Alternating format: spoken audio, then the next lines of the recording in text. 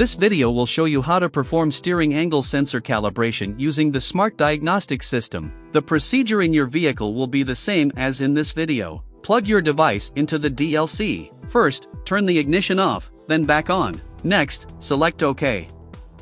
Confirm your vehicle and VIN. Then select Workshop Tools. Steering Angle Sensor Calibration. Steering Angle Sensor Adjustment. Follow the on-screen prompts to complete the procedure.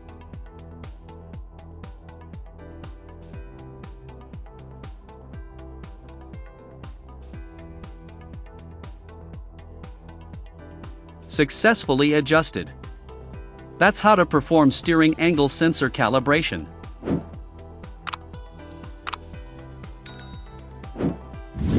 For more information, please visit us at Innova.com. Find the problem, fix the problem.